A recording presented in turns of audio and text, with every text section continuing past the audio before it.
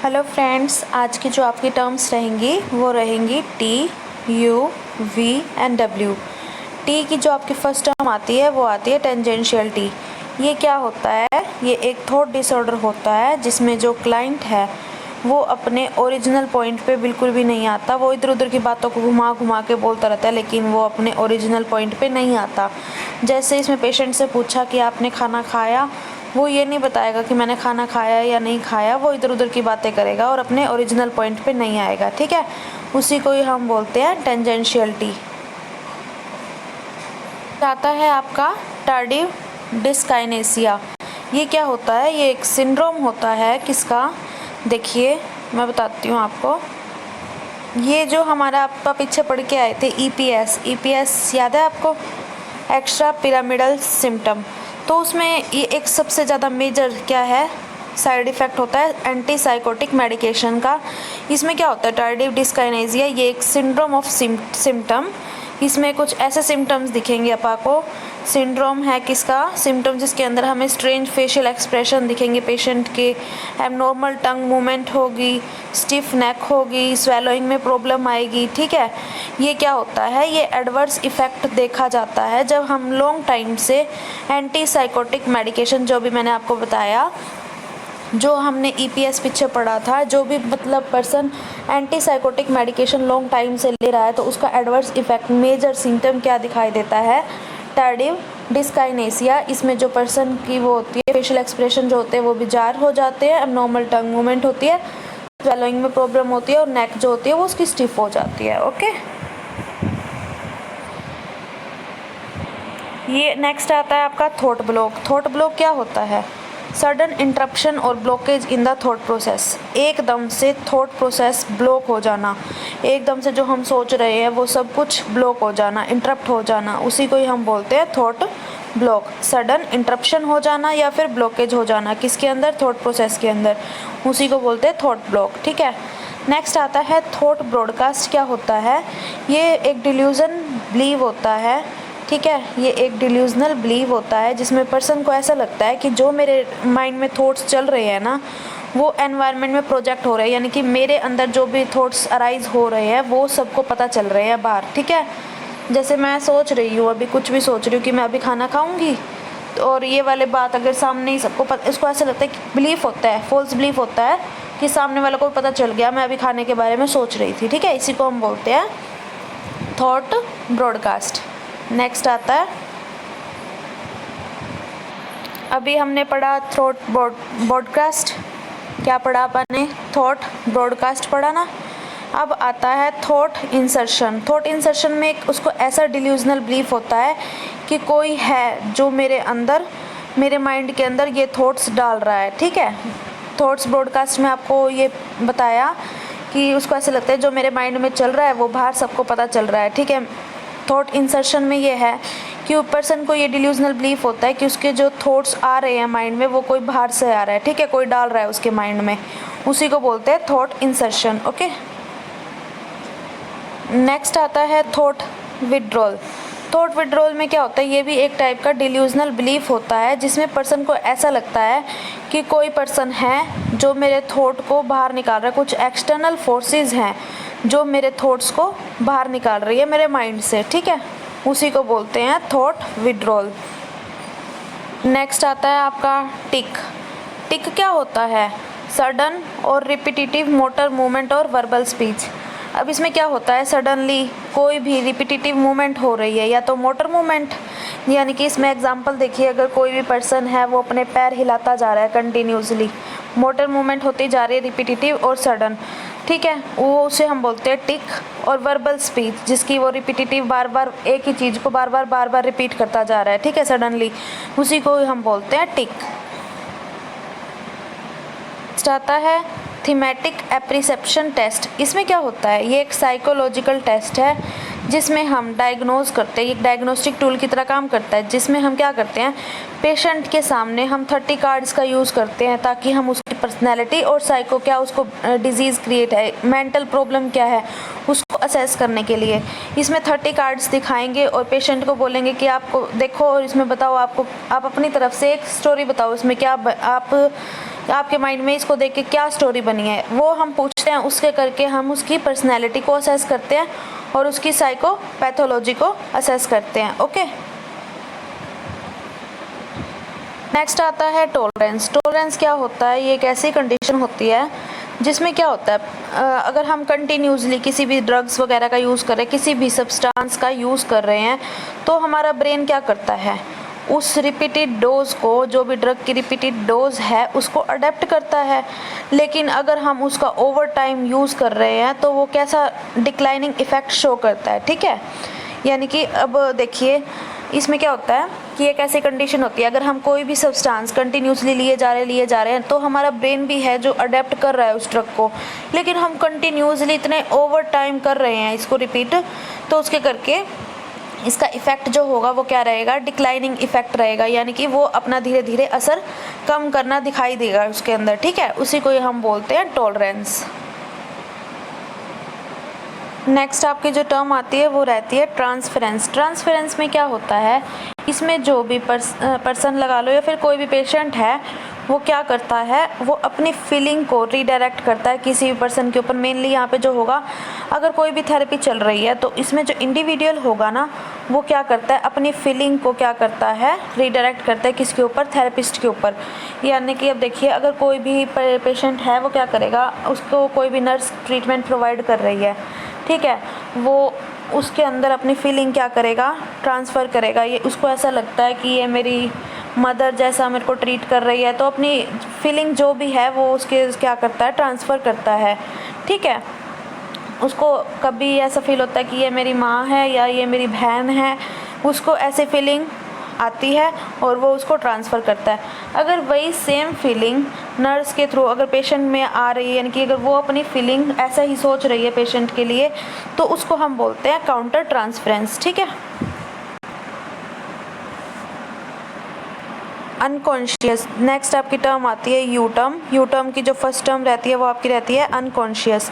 Unconscious मतलब क्या होता है, इसमें जो पेशेंट होता है वो, उसके अंदर क्या होता है, लैक ऑफ अवेयरनेस होती है। भाई सराउंडिंग में क्या चल रहा है उसको कुछ खबर नहीं होती, उसको कुछ भी होश नहीं होता, तो उसे बोलते हैं हम unconscious, lack of awareness in the surrounding. ठीक है, नेक्स्ट आता है यूनिपोलर। यूनिपोलर मतलब क्या होता है, ये एक मेजर डिप्रेसिव डिसऑर्डर है जिसमें जो पेशेंट है वो कंटिन्यूसली सैड फील करता है। ठीक है, और उसको कोई भी इंटरेस्ट नहीं आता, स्टिमुलाई कुछ भी आ रही है, कोई भी कंडीशन अराइज हो रही है, कोई भी फंक्शन है लगा लो, कोई भी पार्टी सेलिब्रेट कर रहा है, उसके अंदर कोई भी वो इंटरेस्ट शो नहीं करता। ठीक है, इसमें क्या होता है, मेजर डिप्रेसिव डिसऑर्डर है जिसमें पर्सन जो है कंटिन्यूसली सैड फील करता है, उसको इंटरेस्ट नहीं रहता किसी भी स्टिमुलाई के अंदर, उसे बोलते हैं यूनिपोलर।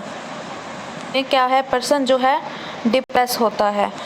अब एक किसी के साथ एक कंडीशन आती है आपकी बाइपोलर। बाइपोलर में क्या होता है, पर्सन डिप्रेस के साथ साथ क्या होता है, उसके अंदर कोई मूड डिसऑर्डर भी होता है, उसे हम बोलते हैं बाइपोलर। ठीक है, नेक्स्ट आपकी टर्म स्टार्ट होती है वी टर्म।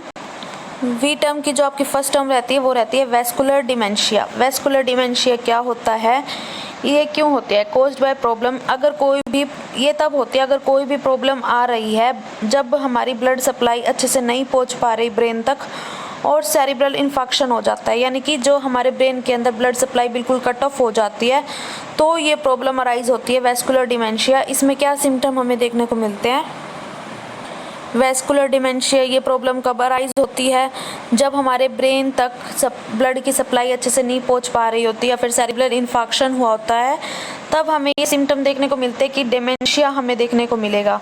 मतलब मेमोरी लॉस हो जाएगी, ठीक है, या फिर मतलब उसकी जो कोग्निटिव एबिलिटीज़ होती है वो बिल्कुल वर्स होने लग जाती है और माइनर स्ट्रोक्स आते हैं। इसी को ही हम बोलते हैं वेस्कुलर डिमेंशिया। क्या होता है, इसमें ये जो प्रॉब्लम अराइज होती है कैसे होती है, जब हमारे ब्रेन तक अच्छे से ब्लड सप्लाई नहीं पहुंचती या फिर हम बोल सकते हैं सेरिब्रल इन्फेक्शन होता है, तो कुछ सिम्टम्स देखने को मिलते हैं, जैसे उसके अंदर डिमेंशिया देखने को मिलेगा और जो उसके कोग्निटिव एबिलिटीज़ होती हैं वो वर्स हो जाती है और माइनर स्ट्रोक्स आते हैं।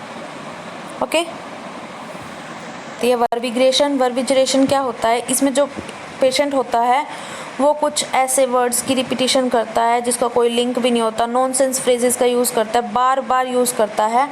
जो भी पेशेंट के आसपास पीपल्स होते हैं उनके आगे ये क्या करता है, ये वर्ड्स का यूज़ करता है जिसका कोई लिंक नहीं बैठता, जिसका कोई सेंस नहीं बैठती, ऐसे ऐसे वर्ड्स का ये रिपीटिशन करता है, बार बार यूज़ करता है। ठीक है, जो भी पेशेंट के अराउंड होते हैं उन पीपल के आगे ये बार बार वर्ड की रिपीटिशन करता है। ठीक है, इसे हम बोलते हैं वर्बिजुलेशन। वो रहती है वोयरिज्म। वोयरिज्म में क्या होता है, इसमें जो पीपल होगा उसके अंदर सेक्सुअली अराउज्ड फैंटेसीज अराइज होती है जब वो किसी भी स्ट्रेंजर पीपल को देखता है या फिर जो भी नेक्ड होता है उसको देखता है, तो उसके अंदर जो भी सेक्सुअली अराउज्ड फीलिंग्स अराइज होती हैं किसी भी स्ट्रेंजर को देख के या फिर नेक्ड पर्सन को देख के, तो उसे ही हम बोलते हैं वोयरिज्म। ठीक है, नेक्स्ट आपकी टर्म स्टार्ट होती है W। ठीक है, W की फर्स्ट टर्म आती है वैक्सी फ्लेक्सिबिलिटी। इसमें क्या होता है, ये एक सब टाइप होता है कैटाटोनिया का। ये हम मेनली देखते हैं सिजोफ्रेनिया और बाइपोलर डिसऑर्डर के अंदर, जिसमें क्या होता है, जो पर्सन होता है वो रिस्पॉन्स बहुत कम देता है स्टिमुलाई के अगेंस्ट। इसमें पर्सन जो होगा बहुत ज़्यादा डिप्रेशन में होता है। ठीक है, इसमें बहुत ज़्यादा डिप्रेशन में होता है, जिसमें पर्सन जो होगा ना वो एक he remain in immobile posture, जैसा वो है वैसा का वैसा ही रह जाएगा। यानी कि अगर वो एक साइड देख रहा है तो वो एक ही साइड देखता रह जाएगा, अगर उसने हाथ खड़ा किया हुआ है तो वो हाथ ऊपर ही खड़ा करके रखेगा। तो इसके अंदर क्या है, इसमें जो इंडिविजुअल होगा वो रिस्पॉन्स बहुत कम देता है स्टिमुलाई पे, और मतलब हम कह सकते हैं मेनली डिप्रेशन, बहुत ज़्यादा डिप्रेशन में होते हैं पेशेंट, उनमें देखने को मिलता है। जैसे इसमें पर्सन जो होगा वो मूवमेंट नहीं करता, जैसे वो होता है वैसे के वैसे ही पोस्चर उसका रहता है। ठीक है, इसे ही हम बोलते हैं वैक्सी फ्लेक्सिबिलिटी।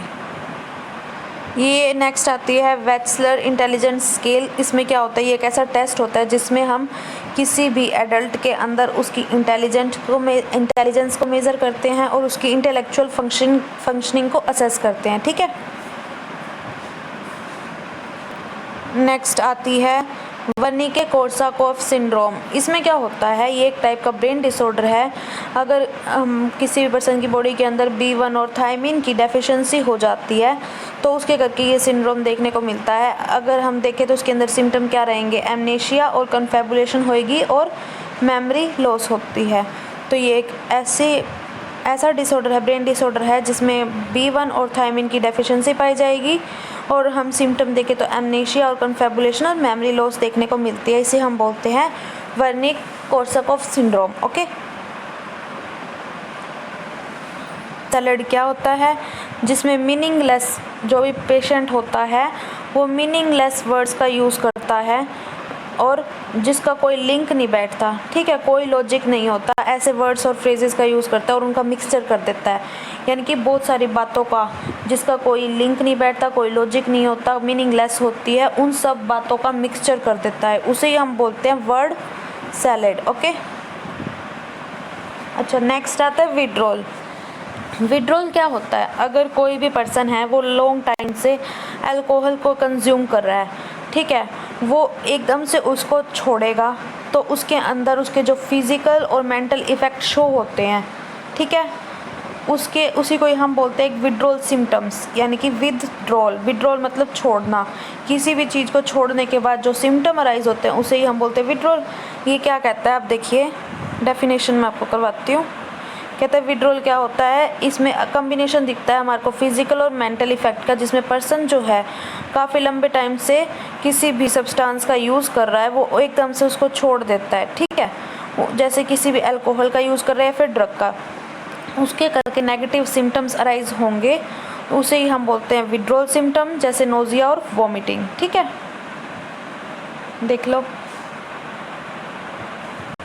नेक्स्ट आता है वर्ड अप्रोक्सीमेशन। वर्ड अप्रोक्सीमेशन में मतलब ये होता है कि अब हम कोई भी पर्सन है उससे कुछ भी पूछ रहे हैं, ठीक है, से मेंटल इलनेस हो रखी है तो वो क्या करेगा, उसके अप्रोक्स जवाब देगा, उसके अराउंड जवाब देगा, लेकिन करेक्ट जवाब नहीं देता। ठीक है, उसे हम बोलते हैं वर्ड अप्रोक्सीमेशन। तो इसमें हम क्या बोलते हैं, एक टाइप का ये स्पीच डिसऑर्डर है।